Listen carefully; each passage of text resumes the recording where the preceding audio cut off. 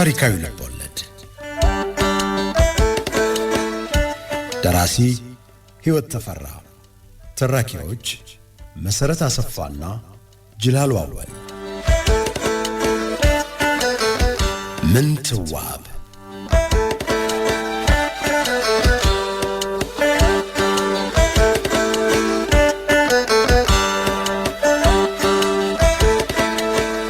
እንዴት አላችሁ አድማጮቻችን? ብርሃን ሰገድ ኢያሱ ለምንትዋብ አደገላት፣ ሀገር ለማስተዳደር በቃላት፣ ትልቅ ሀገራዊ ጉዳዮችን ለመወሰን ቻለ። ቋረኞቹ እየተጋገዙ ሀገራቸው ላይ ትልልቅ ለውጦችን እያመጡ ነው። ኢያሱ በአደኑም በአመራሩም ወደር የማይገኝለት ሆነ። ለሀገሩ ሰላም አሰፈነ። ከእናቱ ጋር ግን ቅሬታ ውስጥ የከተተውና ልጅነቱ ይዞት ዋጥ አድርጎት የነበረው የእርሷና የግራዝማች ኢያሱ ግንኙነት ነው። ምንም እንኳ የእህቶቹ አባት ቢሆንም እናቱንም ከብቸኝነቷ የታደጋት ቢሆንም ምን ያህል እንደሚረዳት አላወቀችም። ግን የክብር ጉዳይ ሆነበት። ምንትዋብ እንደምንም ብላ ከእርሷና በእርሱና በግራዝማች ኢያሱ መካከል የተፈጠረውን ቅሬታ በሽምግልና አስታረቀች። ወደ ሥራም ገቡ። ኢያሱን ፋሲለደስ ያስገነባችው ቤተ መንግሥት ውስጥ ትታው ቁስቋም ያሰራችው አዲሱ ቤተ መንግሥቷ ከተማለች።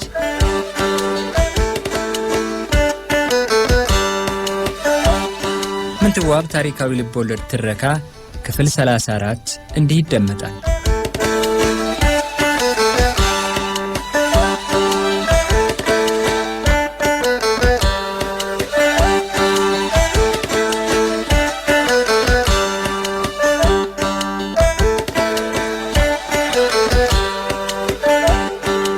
ከቤተ መንግስቷ ትይዩ የጥሞና ቦታና የሴትነት ግዴታዋ ላይ በምትሆንባቸው ቀናት የምትጠቀምበት ፎቅና ምድር ያለው ክቡ ጸሎት ቤቷም ተሰራ። ቤቱ የጎደለ ነገር እንዳለው ሲሰማት አንድ ጠዋት ረፋዱ ላይ መላከ ፀሐይ ሮብዓምን እልፍኟ አስጠራችው። እሷ በወርቅ የተለበጠው ወንበሯ ላይ ተቀምጣለች። እጅ ነስቶ ሲቀመጥ ወርቀ ዘቦ ለብሶ የተቀመጠው ጠረጴዛ ላይ ጠጅ ቀረበለት። መላከ ፀሐይ የፈለኩት እንዳው ለዚህ ለጸሎት ቤቴ ስዕሎች ስለሚያስፈልጉ ሰዓሊ ፈልጌ ነው። ሮብዓም ዝናው ጎንደር ድረስ የተጓዘውን ስሙርን አሰበ።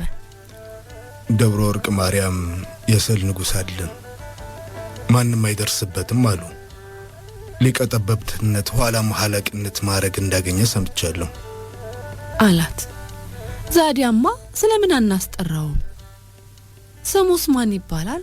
ስሙር ይሉታል፣ የስዕል ንጉሥም ይሉታል። በአስቸኳይ እንዲመጣ ግን ሰው ልካለሁ። እኔም ይህን ስሙር የሚባል ስም ሰምቻለሁ፣ እንዲያው ሰዎች አፍ ላይ።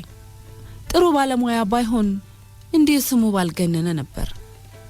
ከተገኘ እሱ ቢመጣ ደህና ነበር አለች ምንትዋብ ስለተላከላት አሳሳቢ ስዕል ትንፍሽ ሳትል።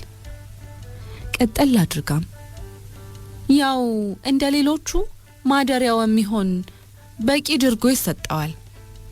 መላከ ፀሐይ እኔ መቼም ልክ እንደ ቅኔ ለስዕል ይህ ነው የማይባል ፍቅር አለኝ። ያሉትን ሰዓሊ ተሎ አስመጡልኝ አለችው። እቴጌ ለስዕል ያሉትን ፍቅር አውቃለሁ አላትና እጅ ነስቶ ወጣ።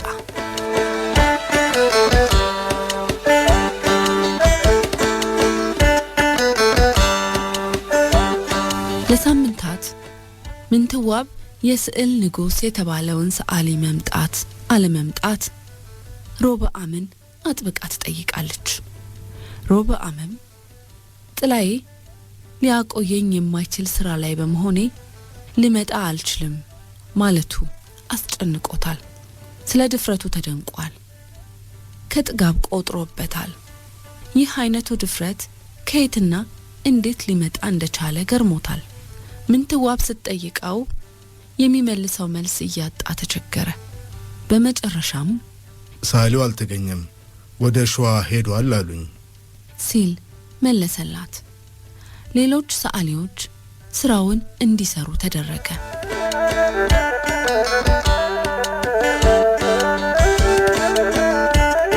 የቁስቋም ግቢ ግብር አዳራሹም ስራ በተቀላጠፈ መንገድ ተያያዘ። አዳራሹ ውስጡ ከላይም ከታችም ለምንትዋብና ለኢያሱ መቀመጫ የሚሆን ገባ ያለ ቦታ ተሰራለት። በስተቀኝ በኩል 6 በስተግራ ደግሞ 5 ማሾ ማስቀመጫ ሸክላዎች የሚይዙ ድፍን መስኮቶች ተደረጉለት። ሰራተኛው ከፊሉ ድንጋይ ሲያገዝ፣ ሌላው እንጨት ሲያቀርብ፣ የቀረው ሲለስን፣ ኖራ ሲቀባ፣ አነዋሪው ተቀምጦ ወይም ቆሞ እየተዘዋወረ ሲያነውር፣ የተበላሸውን ሲጠቁም፣ በትክክል ያልተለሰነ ወይንም በትክክል ያልገባ እንጨት ወይንም ድንጋይ ሲያይ ሲጠቁም፣ ኢያሱ ከሰራተኞች ጋር ሲሰራ፣ እናትና ልጅ እርስ በርስ ከሙያተኞችና ከሰራተኞች ጋር ሲወያዩ፣ ሐሳብ ሲሰሙና ሲሰጡ ይቆያሉ። እስቲ በሉ የተበላሸ ያያችሁትን ተናገሩ ትላቸዋለች ምንትዋብ ሰራተኞቹን። እቴጌ ህገማርዳ ጥዱ አይሻልም ኑሯል ይላታል አንዱ ግንበኛ። ገማርዳ ነው እንጂ ለንድ ያለው ይላል ሌላው። ሁሉም ለመጡበት ጉዳይ ያገለግላሉ ይላሉ እናትና ልጅ። ሰራተኞቹ ነገስታቱ ከነሱ ጎን ሆነው መስራታቸው፣ የነሱን ሐሳብ መስማታቸው አስደነቃቸው። እንደ ሰማይ ከዋክብት ሩቅ የመሰሏቸው ብሎም እንደነሱ ከስጋና ከደም የተሰሩ የማይመስሏቸው የነበሩት ነገስታት ሰው ሆነው አገኟቸው። በተለይም ደግሞ ኢያሱ ራሱ ስራው ላይ ተሰማርቶ ከነሱ እኩል ሲቀባና ሲሰራ አይተው ተደመሙ። ወትሮውንም ማንም ፍርድ ፈላጊ ሰተት ብሎ ቤተ መንግስት ገብቶ እንዲዳኝ ስላደረገ ፍትህ ለጎደለበት ፍትህ ስለሰጠና ለድሃ ስለቸረ ይወዱትና ይሳሱለት ነበርና እንደዚህ በቅርብ ከነሱ ጋር ሲሰራ ሲያዩት ይበልጥ ወደዱት። አንድ ጣት ሰራተኞቹ በግብር አዳራሽ አንድ ወገን ላይ እየተሰራ ስላለው ረጅም የእንቁላል ቅርጽ ያለው ግንብ ድምጻቸውን ዝቅ አድርገው ያወራሉ። ምንትዋብና ኢያሱ ጎን ለጎን ቆመው የተሰራውን ስራ ይመለከታሉ። አላየህም እንዴ እዛ ላይ ሆነ ቃኮ ወለል ብሎ ይታያል አለ አንዱ ግንበኛ። ቃ ተላለ ጣና ይታየለም ቃማ ሆዚው ነው ከት ብሎ ሳቀ ሌላው። ጣና ይታያል ነው የምትሉት አለች ምንትዋብ በመገረም። አውት የጌ ሲያልቅ ያዩታል እንዲያው ጣና ወለል ብሎ ነው የሚታይ አላት አንደኛው ግንበኛ። እስቲ ያልቅ ምን አቆየን አሁን አናየው አላት ኢያሱ። እናትና ልጅ ፎቁ ላይ ወጡ። እውነት ነው ኢያሱ፣ ያውልህ ያ የሚታየው ጣና እኮ ነው። ይሄማ ለጥበቃ አይሆንም ለኔ ነው የሚሆን አለችው። እውነትም ወለል ብሎ ይታያል። ቃም ይሄው እውነትሽን ነው ላንቺ ይሆናል። አጥሩ ተሰርቶ ሲያልቅ ህቁስቋም ፊት ለፊት እንደተደረገው የጥበቃ ሰቀላዎቹ ዙሪያው ይሰራሉ። ምንትዋብ ደስ አላት። እንዴት እስከዛሬ ያላሰቡትም ብላ ተገረመች። የተመረጡ እንደ ግራዝማች ኢያሱ፣ ሮብዓምና ሌሎችም እንግዶች መቀበያና ለራሷም መዝናኛ እንደምታደርገው ወሰነች።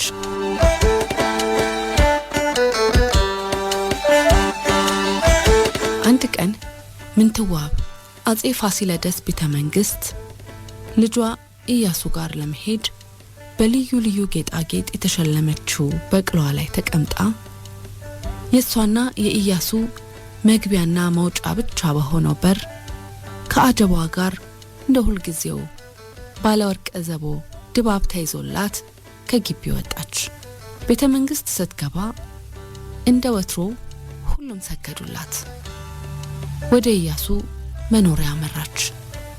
ኢያሱ ወጥቶ በደስታ ተቀበላትና ውስጥ ገብተው ጨዋታ ጀመሩ። ኢያሱ ልትነግረው የምትፈልገው ነገር ሲኖር ያውቃል። ምን ልትነግረው ወይንም ምን ልትጠይቀው እንደፈለገች በጉጉት መጠበቅ ለምዷል። ኢያሱ ዛሬ መጣሁት አለችው በመጨረሻ። አንድም አንተን ለማየት፣ ሌላም ቀደም ብሎ እንደተነጋገር ነው ቃሮዳና ዙሪያውን የተተከለውን ወይን እንዴት እንዳፈራ ልነግርህ ነው። ትናንት ይዘው መጡ። እንዲያው ማማሩን ብታይ ጉር ትላለህ። እንዴት እንደዚህ ቶሎ ደረሰ? ይገርምሃል። እና አሁን የግብር ቤቱም ስራ ያለቀ ነው። ለሊቃውንቱና ለካህናቱ ግብሩን በሰፊው እናድርግላቸው። የስተዛሬው እንደው በቂ አልነበረም። እናርግላቸው እንጂ አሁንማ ምን እንጠብቃለን? ወይኑ መጠመቅ እንዲጀምር ትእዛዝ ሰጥቻለሁ። መልካም ነው። ጥቂት ስለ ቤተ መንግስት ጉዳይ ከተወያዩ በኋላ ተነስታ ወጣች።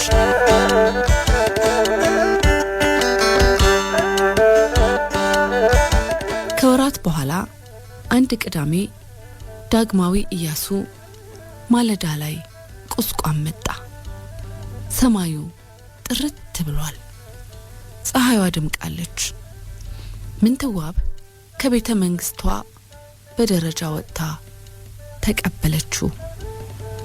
እያወሩ ቁልቁል ሲወርዱ ተሰርቶ ያለቀውን የግብር አዳራሽ አይታ ንግግሯን አቋርጣ ኢያሱ እልኝ ጉድ በልልኝ እልኝ እንዴት እንደሚያምር አለችው። በደስታ እንደ ልጅ በጨፈረች ደስ ባላት። የቤተ መንግስት ስርዓትና እድሜ ያልፈቅድ ብለዋት እንጂ እውነትሽን ያምራል። ሁለዚህ ስለምናየው እስታሁን እንደዚህ እንደዛሬው ማማሩን አላወኩም እኮ። ምንትዋብ ቀልቧ ግንቡ ላይም ነው። አልሰማችሁም? በተጠጋች ቁጥር የግንቡ ግርማ ሞገስ አስደነቃት። የአሰራሩ ጥራት፣ የልስኑ ማማርና መርቀቅ፣ የቀለሙ ውበት ከገመተችው በላይ ሆነባት። አጠገቡ ሲቆሙ ስሜቷ አሸነፋትና እንባዋ ዱብ ዱብ አለ። ከኋላቸው የቆሙት የቤተ መንግስት ባለሟሎች፣ ሰዓሊዎች፣ ሮብዓም፣ ካህናትና ሊቃውንት አዳራሹን በአድናቆት ተመለከቱ። ሁሉም በአንድ ላይ ምንትዋብንና ኢያሱን እግዚአብሔር ያክብራችሁ የእናንተ ሥራ ነው እያሉ አመሰገኗቸው። ምንትዋብ መናገር ተስኗት የለም የሁሉም ሰው ነው። ሰው ተረባርቦ ነው ይህን መሳይ ታላቅ ስራ የተሰራው። ሁሉም ይመሰገናል። የሰሩትን ሁሉ ትናንትም አመስግኛቸዋለሁ። ያለኝን ሁሉ ሰጥቻለሁ። እግዚአብሔር ያክብራችሁ አለች ለራሷ። ራሴን ማመስገን አይሆንብኝና ልክ እንዳልሁት ልክ በሰጠሁት ሐሳብ መሰረት እኮ ነው የተሰራው አለች። በልስን በቀለም ምርጫና በአጠቃላዩ ላይ አሻራዋን የጣለችበትን ግንብ እያየች በስተቀኝ በኩል ወደ ላይ የወጣውን እንቁላል ግንብ አይታ እሱስ ቢሆን እንዴት አምሯል! ኢያሱ ጋር እንደ ልብ ቁጭ ብሎ ለማውራት ይመቻል አለች። በአደባባይ እንደ ልብ መገናኘት ስለማይችሉት ስለ ግራዝማች ኢያሱ አስባ እዚያ ህመላከ ጣይሮ በአመም ጋር ጥሩ ወግ መያዝ ይችላልው እዚያ አለች። ፊቷን ወደ ልጇ መልሳ ኢያሱ ሀላይ ሀገንቡ ላይ በግራ በኩል ያሉትን የመስቀል ቅርጦች አያቸው? ቀጥሎ ያለውን ዘውድ ሁሉም ቁልጭ ብለው ይታያሉ። አየሽው ሀጎኑ ያለውን በጎን ሲገድል የሚታየው አንበሳ? ሀጎኑ አንበሳ ላይ የተቀመጠውስ ንጉስ የሀገራችን ምልክት እንዴት ጥሩ ወጥቷል። ቀጥሎ ያሉት ዝሆንና አንበሳስ እንዴት እንዳማሩ አየሽ?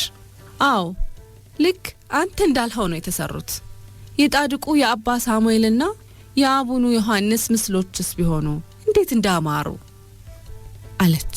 የዋልድባውን መነኩሴ የአባ ሳሙኤልንና የአዲሱን አቡን የዮሐንስን ምስል እየተመለከተች ራሷን አረጋግታ ዙሪያውን ቀኘች።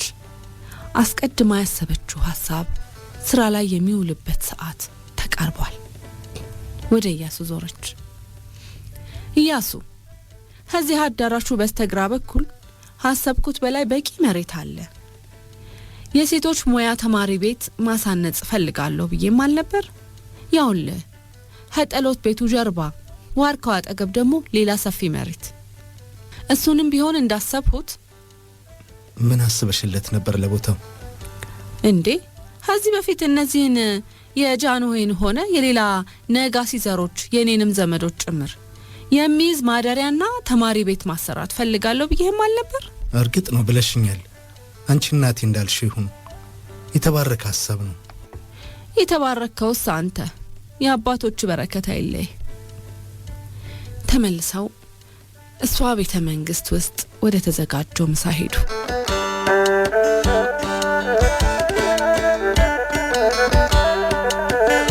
በነጋታው እሁድ ምንትዋብ ግንቡን ማስመረቂያ ትልቅ ግብር አግብታለች።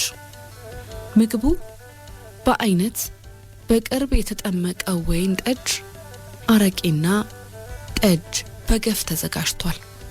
ከቅዳሴ በኋላ መኳንንት፣ ወይዛዝርት፣ ከየደብሩና ከየገዳማቱ የመጡ ካህናት፣ ሊቃውንት፣ ሰዓሊዎች፣ ባለክራርና ባለመሰንቆዎች ከቅዳሴ በኋላ ግብር ሊታደሙ እንደየደረጃቸው በተመደበላቸው በር በኩል ገብተዋል። ምንትዋብ በእውቀት ለበለጸጉት በሰዋሰው በሕግና በታሪክ ዕውቀታቸው ለተደነቁት ሊቃውንት ታላቅ አድናቆትና ክብር ስላላት ከእርሷ ሳይርቁ እንዲቀመጡ አድርጋለች። በየአይነቱ ምግብና ጥሬ ስጋ ቀረበ። ጠጅ፣ አረቄና ወይን ጠጅ ታች ካሉት ማቀዝቀዣ ክፍሎች እየተቀዳ ከላይ ለተቀመጡ እንግዶች በላይ በር፣ ከታች ለተቀመጡት ደግሞ በታች በር ገባላቸው። ምንትዋብና ብርሃን ሰገድ ኢያሱ በወርቅ የተለበጡ ወንበሮች ላይ ተቀምጠው ቅኔ ከወይን ጠጅ ጋር ሲያወራርዱ ካህናቱና ሊቃውንቱ ለሷ ውበት፣ ብልሃት፣ ለእውቀት ፈላጊነትና ለጨዋታዋ ቅኔ ሲቀኙ ሲናጠቁና ሲዛረፉ አገር መግዛት ምነው እንዲህ በሆነ አሰኛት። ኢያሱም ለቁመናው፣ ለለጋስነቱ፣ ለአስተዋይነቱና ለብሩህ አእምሮ ውዳሴና ሙገሳ አዘነቡለት።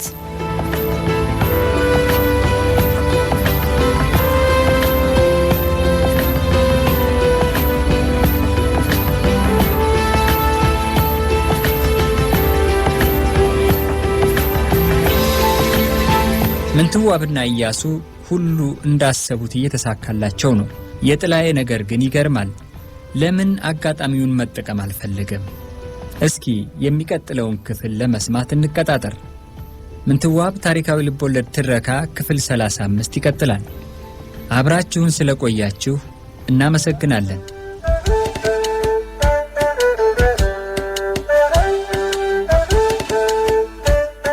ምንትዋብ